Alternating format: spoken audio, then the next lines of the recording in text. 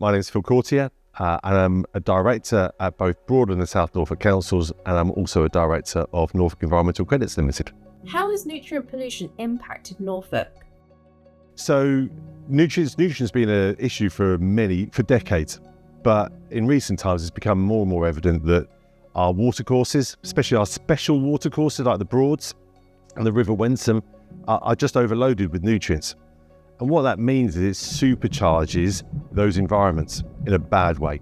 So you get things like blue-green algae that destroy those environments that we are trying to protect. In what way has nutrient pollution affected local builders and property developers? So we have to sort of go back, I suppose, and say because the nutrients were having such a bad impact upon those watercourses, we got to a point where we weren't allowed to have any increase in the nutrients that were going in. So every time you build a house, every time you flush the toilet in that house or put the washing machine on, you're putting more nutrients into the environment and into those watercourses. So we got to a point where we had to stop, under legislation, those houses being built until we could reduce the amount of nutrients in order to allow houses to be built up. So there's a neutral effect. And that's why it's called nutrient neutrality. So there's a neutral effect to offset the amount of new nutrients going in.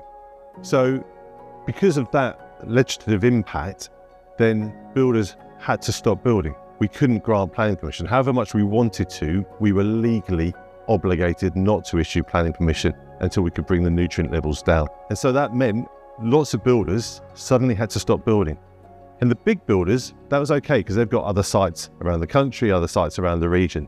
But for those in the Norfolk area, small builders had a profound and devastating impact. The other thing from our perspective as a council, we are in a time when there is a housing crisis. We absolutely want houses to be built. We have people knocking on our door as a council every day saying I'm homeless or needing temporary accommodation. We need new homes, and so the sense of houses not being able to be built is absolutely counter to what we want. Could you give us more background on the legislation that was passed by Natural England in March 2022 and its implications for Norfolk? So it wasn't actually a change of legislation in 2022. The existing legislation was the Habitats Regulations, which is a robust piece of legislation. What came out in 2022 was the news that our nutrient levels in the Wensum and the Broads were unacceptably high and were therefore having a profound impact upon those precious environments.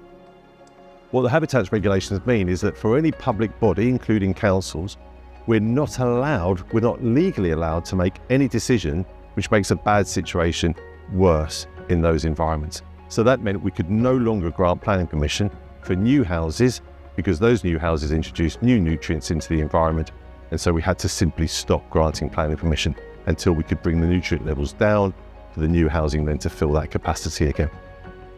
What were the implications for building projects and planning permissions? The impact of that information that came out in March 22 just had a profound impact upon growth in Norfolk. We've got 16,000 homes that are now backlogged, waiting for planning permission because of nutrient neutrality, and all the impact upon the economy, small builders, those people who are desperately wanting homes. Huge impact that hasn't really got back to where it was before. And what was the council's response to this problem? So we really wanted to get houses built again. We wanted to overcome this problem. So we worked across the catchment with 5 different councils across Norfolk, and we set up effectively a way of trading nutrients. So you can offset nutrients by various means, and then you can effectively turn that into a credit to offset the new houses that are being built, working in a very similar way to a carbon trading scheme. And we came up with a portfolio of different solutions that can reduce the nutrients, septic tank conversions being an absolute key part of that. In the context of nutrient neutrality, how do you see the future of Norfolk's development going forward? What role do you think the individual plays in securing nutrient neutrality? I suppose our vision for the future is that we have the best of both worlds, because we want to see houses continue to be built and accelerate to meet the housing needs of our population. We also want to protect the environment and make sure it's not adversely affected. But actually I want to go beyond that, and I'd like to see our environments improved and restored. Now we've got about 12,000 septic tanks across Norfolk, and if we can convert all of those, we'll see massive improvements to the water quality of the Broads, of the Wensum, and of the wider environment. In terms of the individual, I think the individual always has a key role to play, and they have a key role in this program of septic tank conversions, but then making sure they're maintaining them and protecting the environment by the way they look after their homes and look after the way in which they live themselves. So I think that the scheme that is being rolled out at the moment is a win-win-win. I think it's a win because we're enabling much needed homes to be built. It's a win because we're improving the environment.